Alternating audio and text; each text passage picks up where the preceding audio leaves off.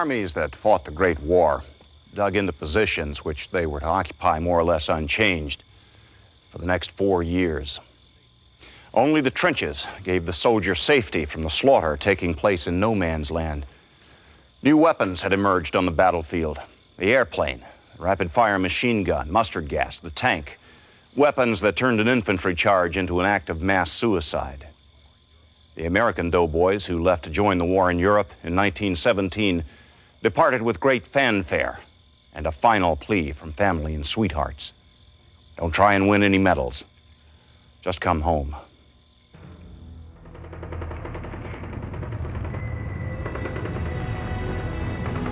I know most of us thought that we might not make it because every time we went into battle, we knew we weren't all coming back. That's for sure. You're never all coming back. Somebody's going to get it. No battle ever, but everybody comes back.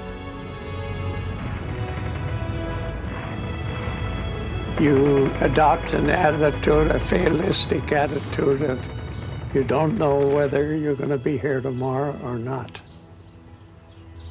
And so you live for today. As a matter of fact, before we'd win a battle, we'd always take our billfolds to all the officers. We'd give them to the captain's headquarters. And they said, well, if I don't come back, send it home. And it was just a matter of fact thing, finally. Part of life, you accepted it.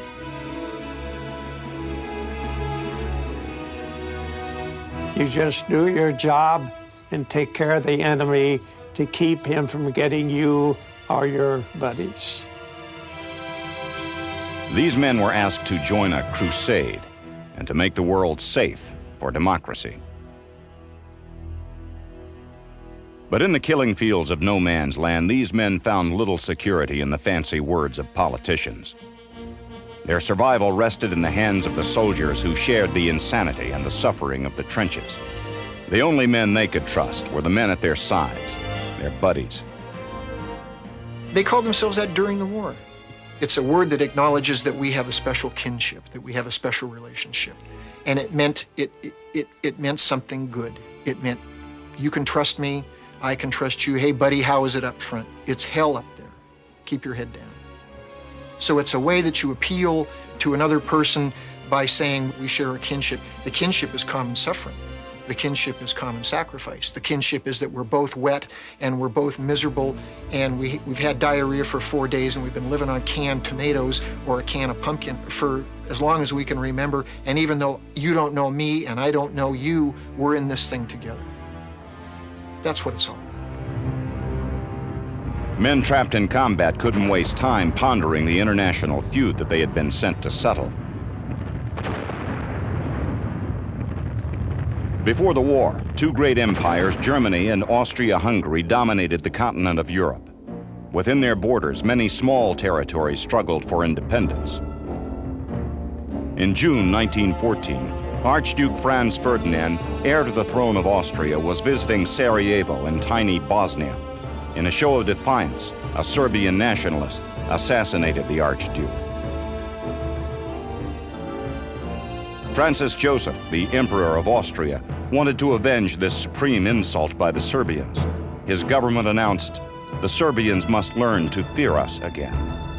Germany's Kaiser Wilhelm impulsively pledged his support for Austria's desire to punish Serbia. But Tsar Nicholas II of Russia declared that his army would mobilize and defend the Serbians. The Austrians ignored the Tsar's warning and declared war on Serbia on July 28th. Unsure of what to make of all the saber rattling to the east, France mobilized her army. The German Kaiser, fearing that the French would side with the Russians, ordered his army to attack France. Belgium, a neutral country, stood between the German army and France. On August 4th, 1914, the Kaiser's troops marched across the Belgian frontier. The French and Belgian armies nearly collapsed in the face of the rapid German advance. The British, who had promised to defend Belgium, declared war on Germany. The Great War had begun.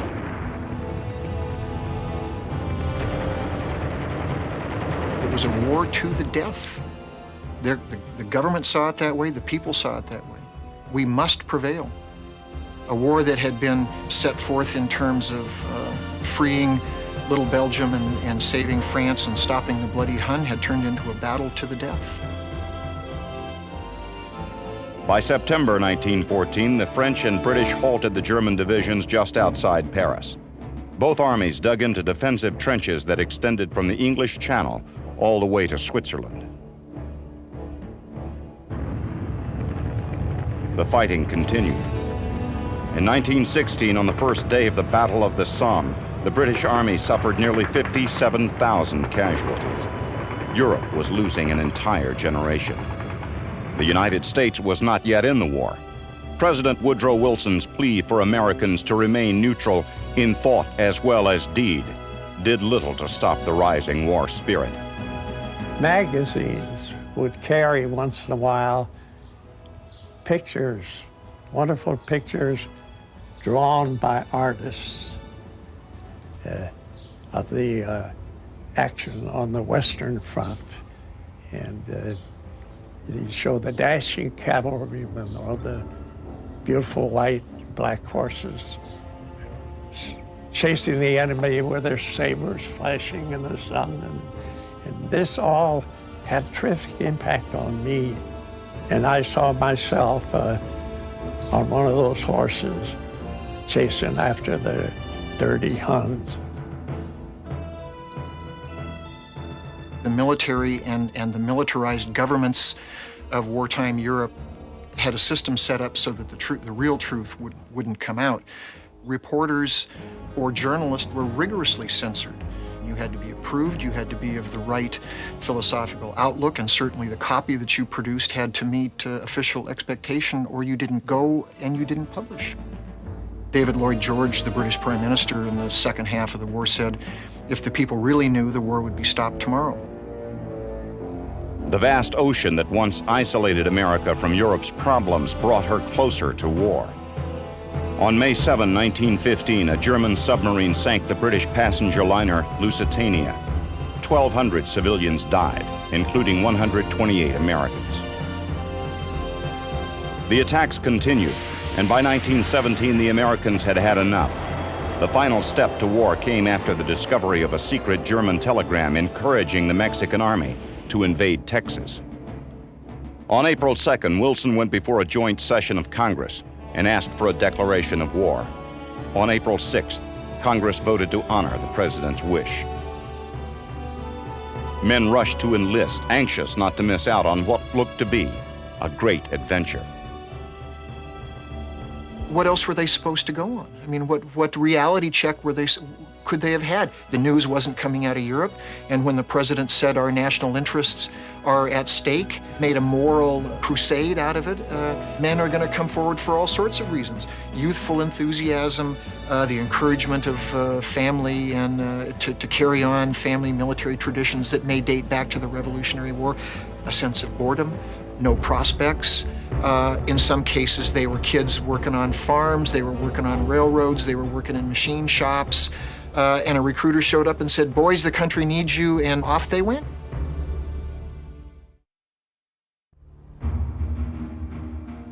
Well, war was declared April the 6th.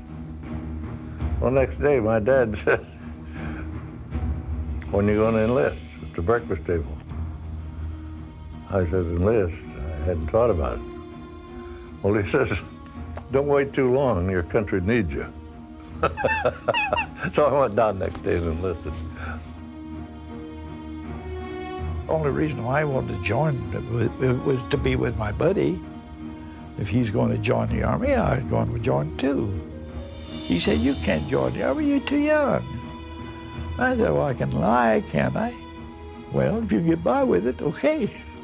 So I did. That's how I got in. I was 21 years old. I knew damn well I'd be drafted if in no time at all. And I had an acquaintance in the Nebraska National Guard. So I thought, well, that better than wait till the draft. I'll join the National Guard and be with people I know. I signed up the 6th of April, the day they declared war. And I went down to Paris Island, South Carolina, for my training. Every one of us was in as volunteers. Hell, they come into the Marine Corps like bees in a hive.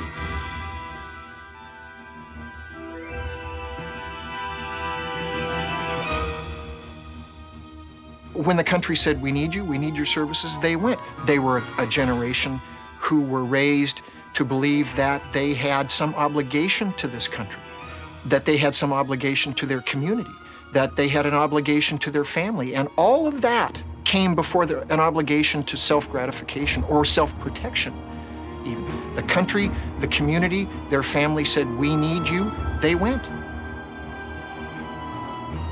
We were a clean, innocent bunch of kids, and we had to be trained completely. We knew nothing about warfare.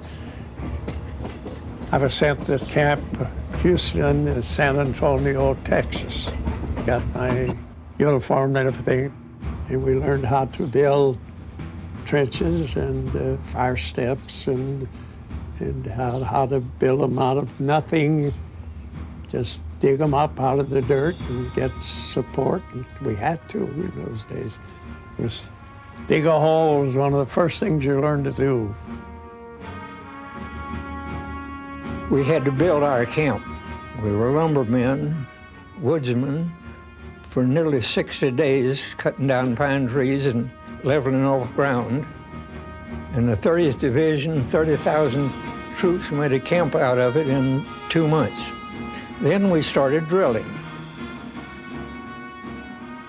In training there, me and a fellow from Raleigh, North Carolina, tied up for the honors of the best shot in the company.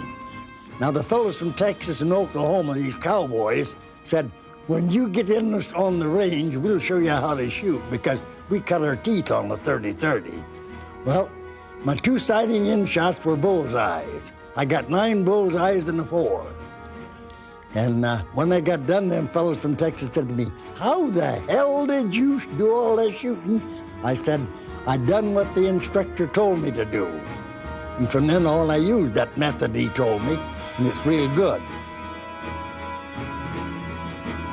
They give us that training, how to throw a man, grab a man, and how to throw him over and punch him and all. We went all through that stuff.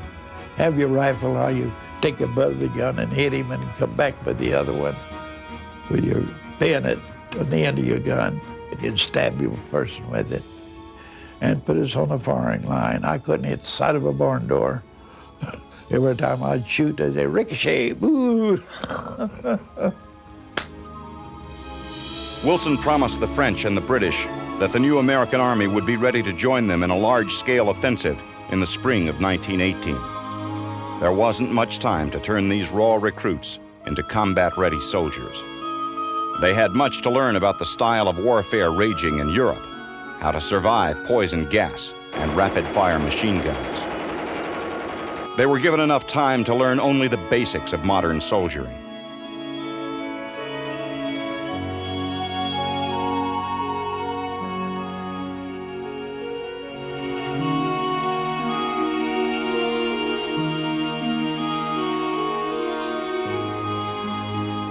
As soon as they were outfitted and deemed fit for action, the men received orders to travel overseas.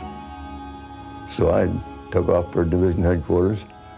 I went in there and the guy says, you're being transferred to the 42nd Division for overseas duty at Camp Mills, New York. Be ready to leave in 2 hours. And I packed up and we were off for New York. French and British generals urgently needed men to fill out the ranks of their depleted armies. They wanted to break up the large American force and use the new soldiers as replacements. General John J. Blackjack Pershing, commander of the Allied Expeditionary Force, disagreed and fought to keep the American army intact. Pershing certainly has gone down in the lore of the American Expeditionary Force as probably the right man at the right time, a man whose time had really come, a man of iron will, a man of iron discipline, a man who was not willing to compromise on any point, moral, military, tactical, strategic, as he sought. He had been given that authority by the President of the United States, and he carried it out to the letter. he was the right tool for the right job at precisely the right moment. In June, just 2 months after Congress had declared war, men of the 1st Division shipped out for France to join the fight over there.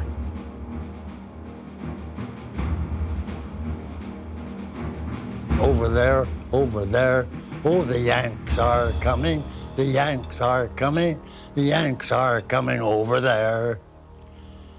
And we won't be home till it's over there. That ends up like that.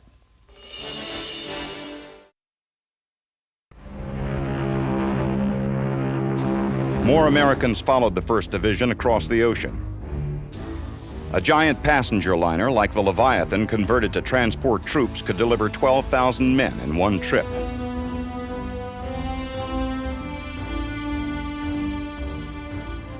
Took us 14 days to cross in a 13-ship convoy.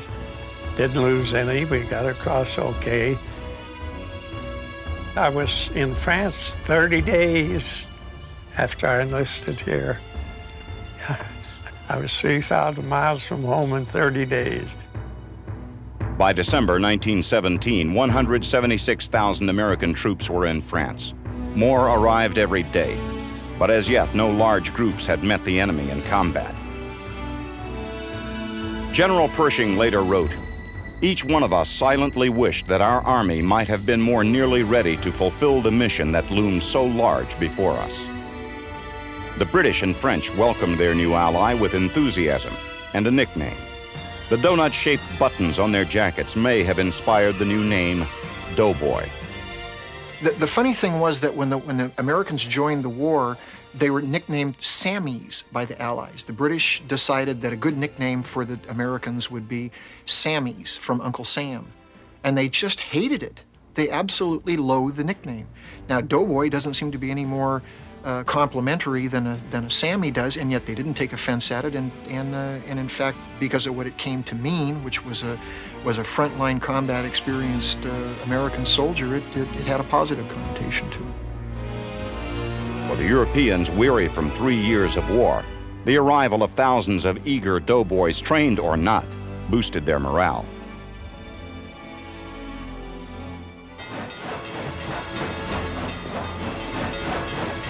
Americans came on the scene and they were tall. They were, for the most part, that was the impression of the Europeans. They were tall, they were energetic, they were naive to a fault. They said, let's screw the training, let's get about the business of kicking Kaiser Bill's butt. Pretty hard to keep those kind of people down.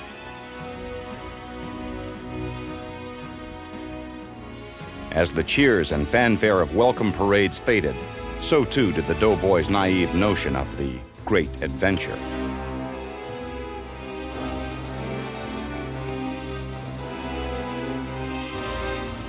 I never saw the beauty of France.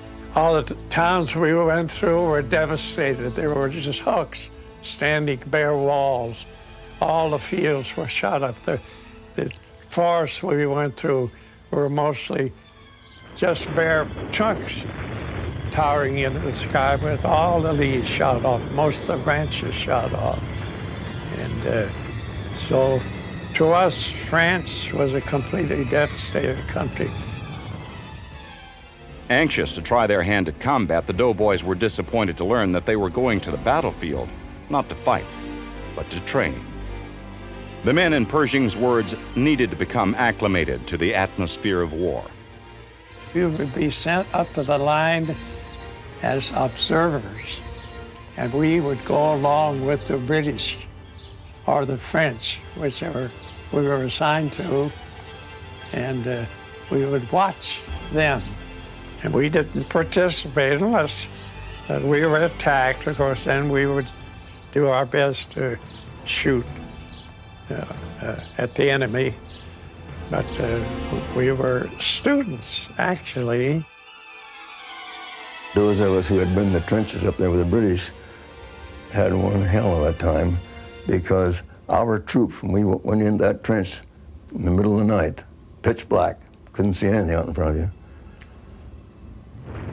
They were all nervous and didn't know what to do, and here we were going into war, and the started firing their rifles. They just kept standing up there shooting out into the darkness. And all right, they've been running down the trench, so I just stopped them.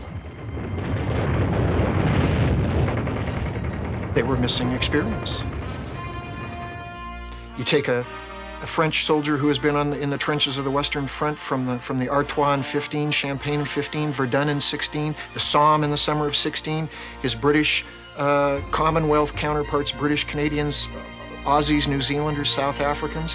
What did they see in these guys? They saw big, clumsy, naive people who didn't have sense enough to drop down when a shell came over, when a machine gun started firing. They didn't know where to pick the weak spot in the barbed wire. They had no idea about encircling the machine gun emplacement. They simply waded into them. Germans came over and gave them a couple bloody noses. They raided the 1st Division, raided their trench, got in, took prisoners, killed the first Americans, bloodied their nose a little bit. And the attitude in the 16th Infantry, which was the regiment, the Company F of the 16th Infantry that was raided, they said, well, we're new to this game. That's the way it's going to be. We'll learn.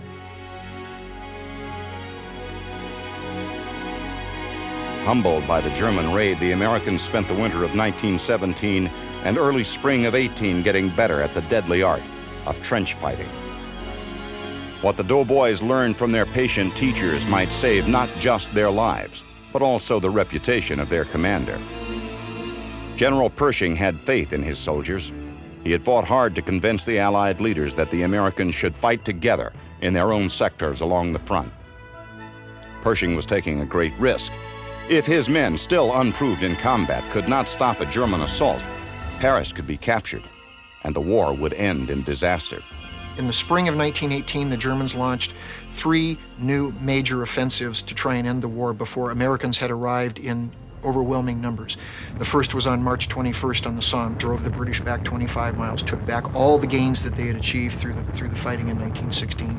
They launched their next one in April on the Chemin des Dames, again drove the British and French back. And then in May, they launched an offensive up in Flanders. The Americans were rushed up in trucks, and the infantrymen always said, in this man's army you march, and when they run you up in the trucks, it's going to be bad. The American 1st Division halted the German thrust in their sector at the town of Cantigny, the first clear-cut American victory of the war. Further to the west, the U.S. 2nd Division, including a brigade of Marines, fought to recapture Belleau Wood. Belleau Woods, you couldn't reach that on anybody because they were in there with a lot of Germans and had machine guns that we didn't have. I was afraid, I'll admit it, I was afraid a little bit. But as soon as I got up there and got to shooting, I lost all that there, and I'd done what I was trained to do. That was kill Germans.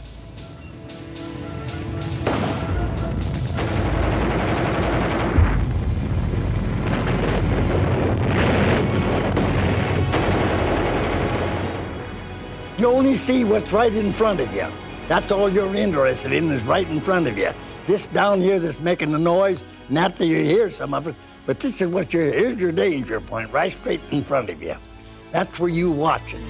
And if them fellas are somebody's moving out there, you knock hell out of him. We were all mixed up together out there, but they were behind us and in front of us and all around.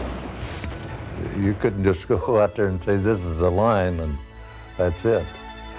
I don't care what others say about it. That was the nastiest way to fight a war there could be.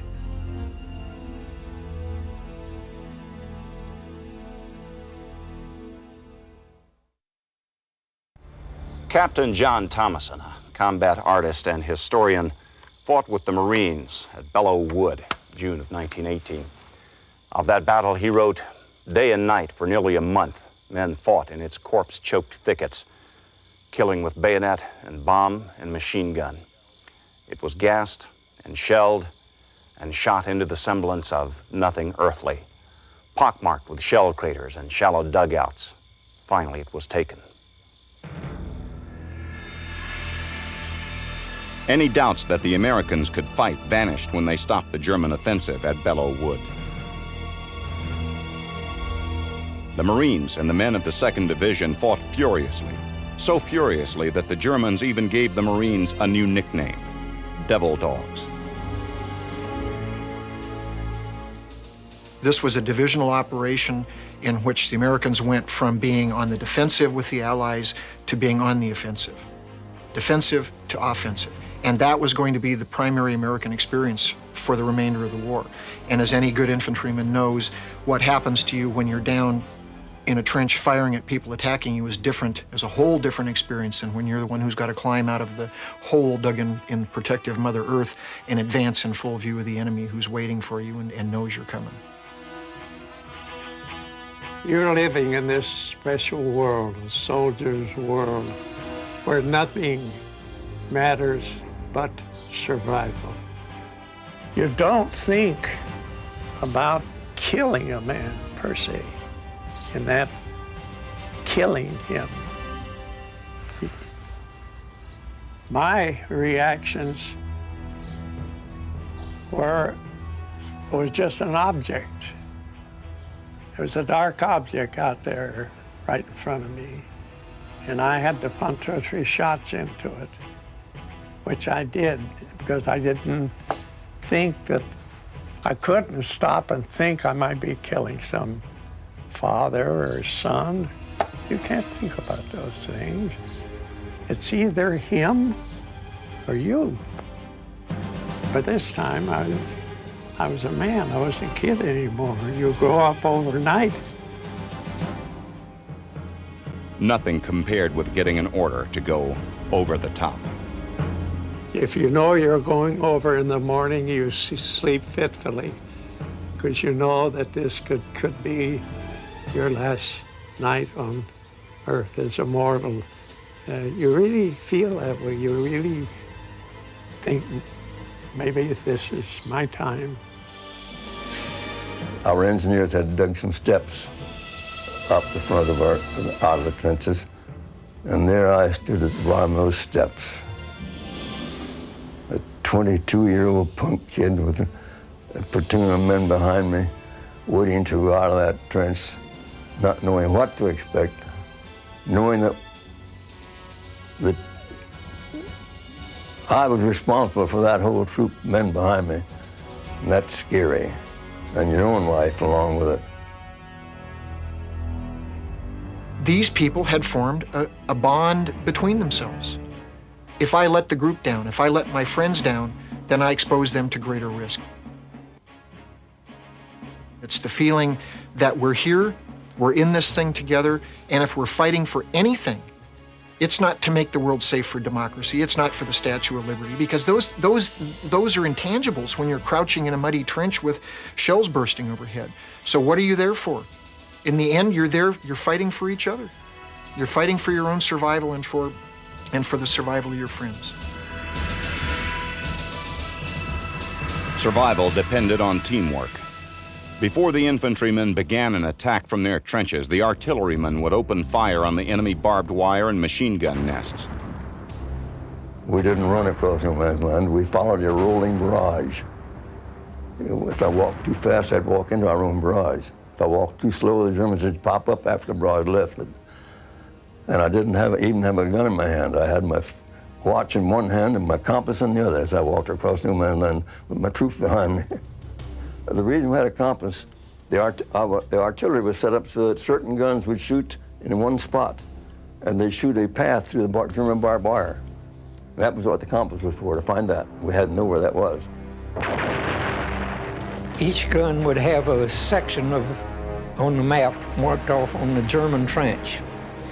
They were to start and just go back and forth and tear that trench up as much as possible. When our men were going over the top, we would put the guns to fire in no man's land between them and the trench. We would raise it about 20 feet and sweep back and forth and raise it about 20, and the infantry would try to follow just as close as they could and get to that German trench just as we left to come shooting back of it to keep them sending reinforcements in. But even the heaviest barrage couldn't knock out every German gun. I was machine gunned once through the side, right between, clean as a whistle, between two ribs, and took off a chunk off my thumb, chunk out of this finger, and the top of that finger off, and knocked my rifle just out of my hand as clean as a whistle. And I wondered at first, what did I do? Or how'd that happen? I didn't even know I was hit. And then I thought, oh boy, was I lucky. I picked my rifle up and kept on going. I did know that I was wounded. Then later on, I got real wet in my drawers. And I thought I'd peed in my pants because I was so scared, but it was the blood running down my legs, running down my side, down my leg. Because machine guns and artillery pieces could be heard or seen, they could be targeted and knocked out. The most feared weapon on the battlefield was silent and invisible and killed without warning: poison gas.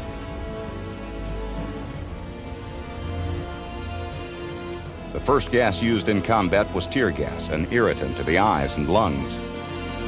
More deadly inhalants like chlorine and phosgene caused the lungs to fill with fluid. The victim choked and drowned. The gas mask became an essential part of life in the trenches. The masks were tight-fitting, they were hot. You had to breathe through a tube that was filtered through a canister, so it made any sort of physical activity very trying. And to wear them for hours on end was a strain on the nerves, which is precisely what the Germans had in mind. Precisely what the Allies had in mind when they gassed the Germans as well. Chemists developed a new gas that could kill a soldier even if he was wearing a mask. Known as vesicant, this new gas seeped through clothing and burned and blistered the skin. The Doughboys knew it by the taste it left on the tongue: mustard gas. It hung about in low places. It hung about in wet places. So you would come by hours after the gas vapors had dissipated in the air, and it was still permeated in the ground, or it settled into shell holes, or it settled into low areas. And if you took refuge there, or squatted down in one to relieve yourself, or went there to refill your canteen, you got burned with mustard gas. I was in a depression, laying down, using the telephone. The line went dead. It was my job to go find the break. The line was just laying on the ground. I picked up end and started to find the break. I got there, and I got a whiff of mustard gas, my first, and I thought I had a fatal dose. I got my mask on and laid down, found the two ends of the wire and splashed them. I hoped I would not die out there by myself. The gas, we dreaded the gas, because once the gas got into your eyes or your nose, or you were a dead duck so far as any more action is concerned, because you couldn't breathe, you couldn't see.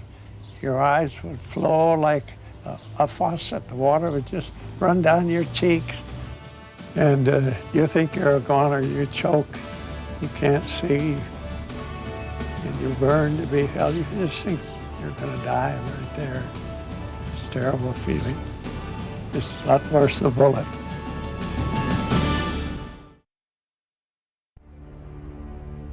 On September 12, 1918, the American Expeditionary Force, the largest U.S. Army since the Civil War, finally launched its first offensive. 500,000 doughboys went into action.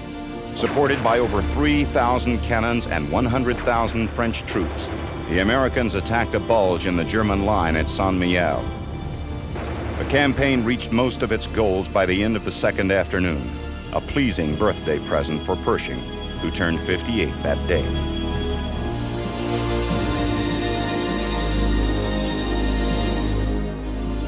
The Allies' first offensive was a success, partly because the Americans enjoyed total air superiority. The fledgling air service had amassed nearly 1,000 aircraft to support the Allied attack. It was the largest concentration of combat aircraft ever assembled. The American flyers claimed a total of 781 enemy planes and 73 balloons destroyed. There were 71 officially recognized American aces.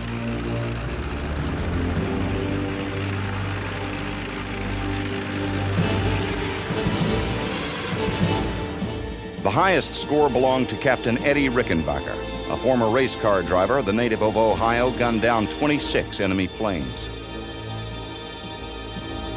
He earned the title Ace of Aces, the Distinguished Flying Cross, and the Medal of Honor. On September 26th, Rickenbacker took command of the 94th Aero Squadron, the famed Hat in the Ring, the same day that the Allies launched their largest offensive. 600,000 Americans emerged from their trenches to push back the Germans along a 24-mile-long portion of the line between the Meuse River and the Argonne Forest. The Meuse-Argonne offensive was not a swift victory. The fight dragged on for weeks, exacting a heavy toll from both sides of the line.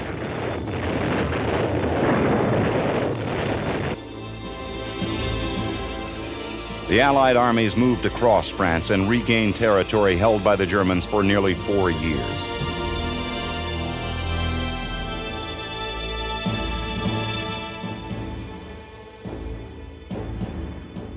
A week into the offensive, an entire battalion was in danger of being cut off and annihilated by desperate German defenders. But overwhelming Allied numbers gained the advantage.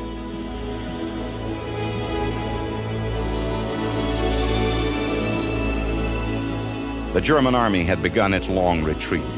Prisoners numbered in the tens of thousands.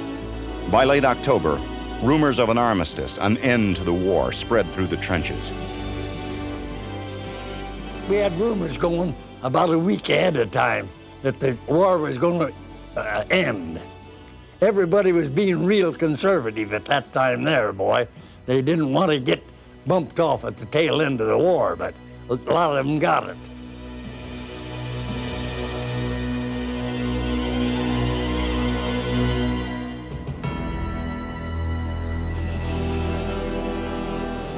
At 5 a.m. on November 11th, a German delegation met with the French officials and signed an agreement to surrender. The word was passed. By 11 a.m., the fighting would stop. Guy come in there early one morning. He tried to push me. He said, Bradley, he said, come on, get up. He said, we got some good news. And I jumped up and I said, what? He said, the war's going to be over. I said, come on, start kidding somebody. I don't think the war never yet. And so I did. I got up right quick and dressed, and we went outside, and we just standing. We just kept waiting. We were watching our clock like this. No, you kept boom, boom, boom, boom, boom, boom, boom, boom, boom. We just kept going. And at 11 o'clock, just like that, everything stopped. It felt to me just like the world had stopped. Just stopped turning. The silence actually hurt your ears for about 30 minutes because you had been used to so much noise. Everybody threw their hats up in the air and they hollered. We screamed. It was a wonderful feeling. Well, it's one you'll never forget. But, the first thing that come in my mind, I want to go home.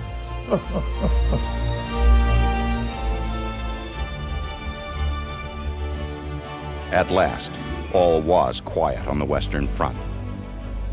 Pershing's Doughboys had fulfilled the mission that had loomed so large before them.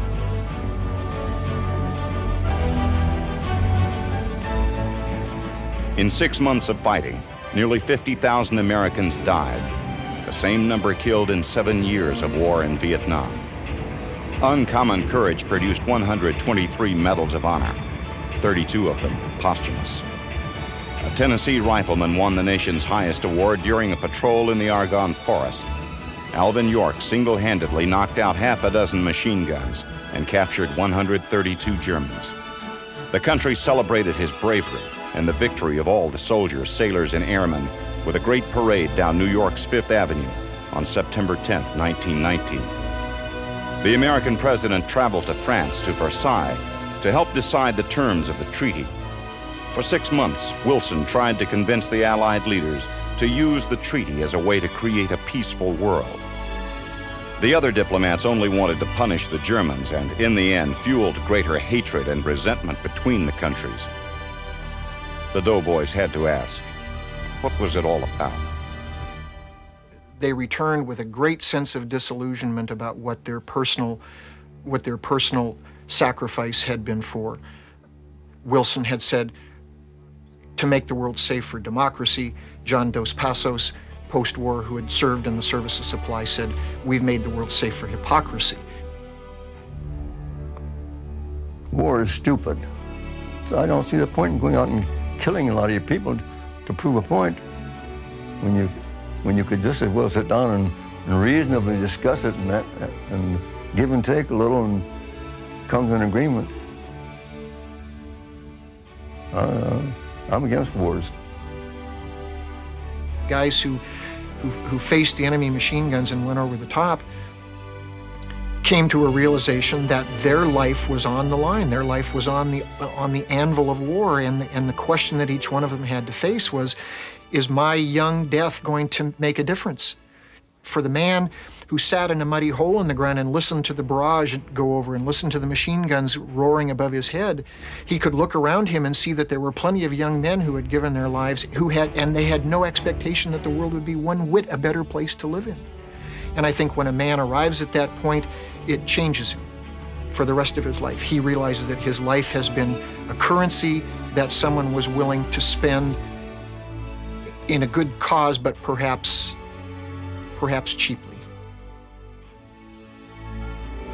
I thought to myself, well, I believe what I should do is start telling these young people what war is really like.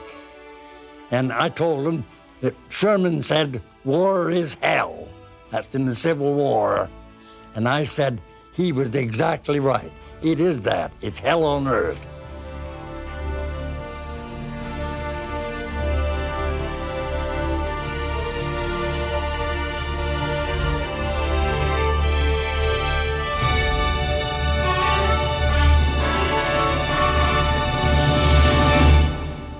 America hailed as heroes Yanks like Alvin York and Eddie Rickenbacker for acts above and beyond the call of duty. The country took to its heart the Lost Battalion and New York's Fighting 69th. Even a carrier pigeon that had lost a leg and an eye to deliver a message entered the folklore of the Great War. But those men who returned with medals weren't driven to bravery on the battlefield by fame and fortune. These heroes overcame their own fears, not for selfish reasons, but to save the lives of their buddies, the men at their side, who they believed would have done the same for them.